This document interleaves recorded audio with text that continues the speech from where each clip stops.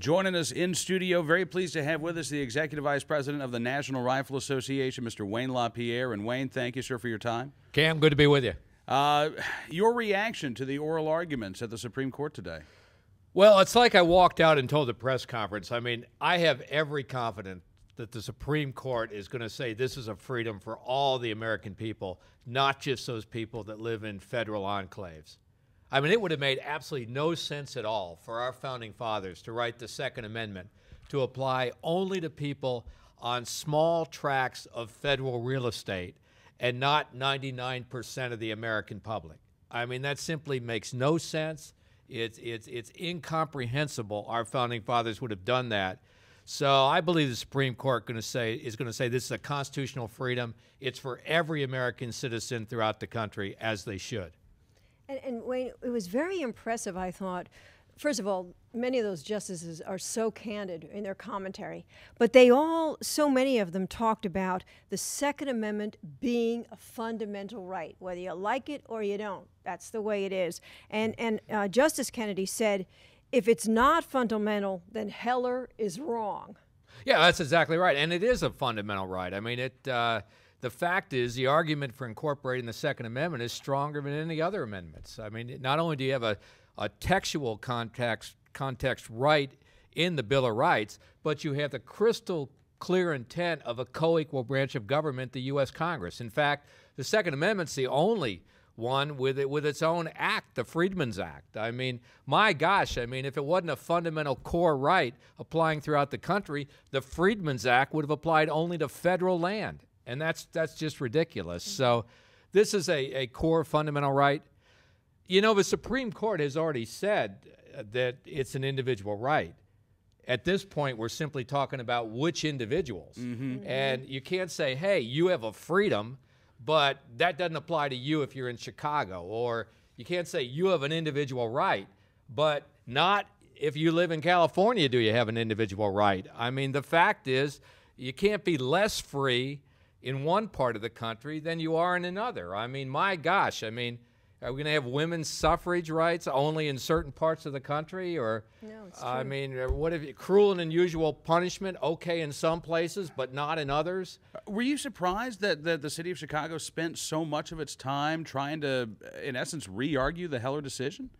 I mean, it's just obvious that they want to be able to do whatever they want, and the heck with the Bill of Rights, and the heck with the Constitution, and you know, I wasn't surprised. I mean, this is a city that day in and day out has huge crime problems, and what they ought to be doing is put Project Exile in that city, where every time a drug dealer, a gang member, a violent felon touches a gun, prosecute them 100% of the time and take them off the streets.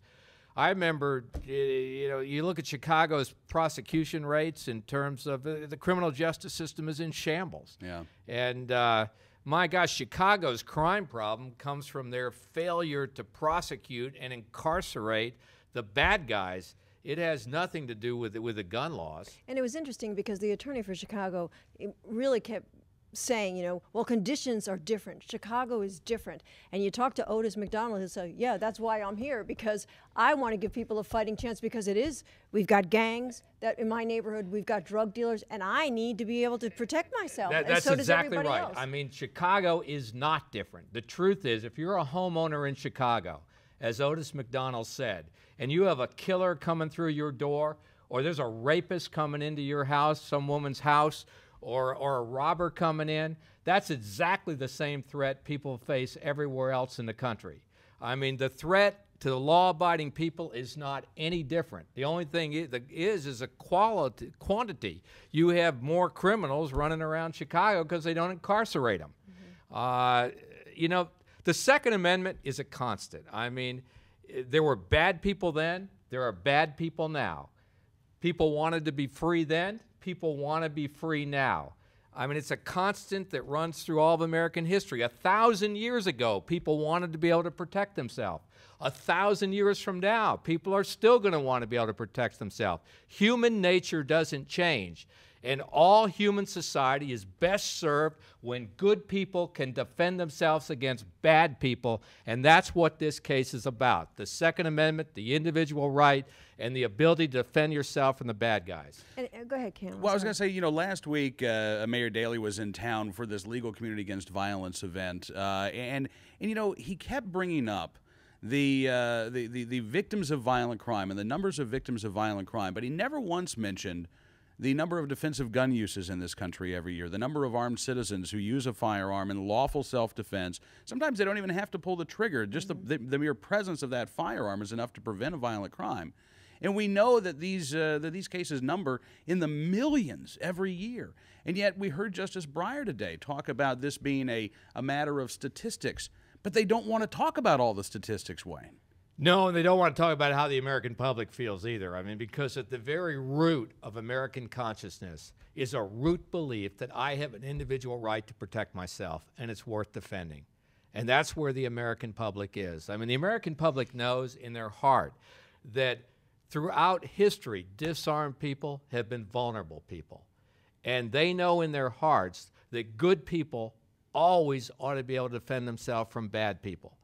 And that's what this is about. It's about good guys versus bad guys. It's about the right to protect yourself and the right to own a firearm as an individual right, to protect your life and your family and your property. I mean, I've said before, I mean, the American public instinctively gets it, like water quenches your thirst. Yeah. I mean, food calms your hunger. With a firearm, you can protect yourself and your family. I mean, And Cam mentioned Justice Breyer, but what did you think when he said, we've got guns on one side and we have human life on the other side? Because he was buying into this whole thing about guns, we need to save lives. And no, he was a dissenter in Heller, but what did you think when he said that?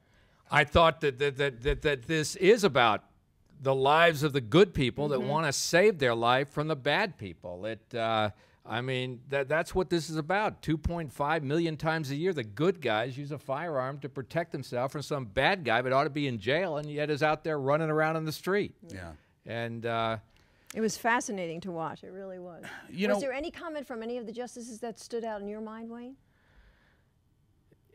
I think that I think that they kept coming back to Heller and individual right.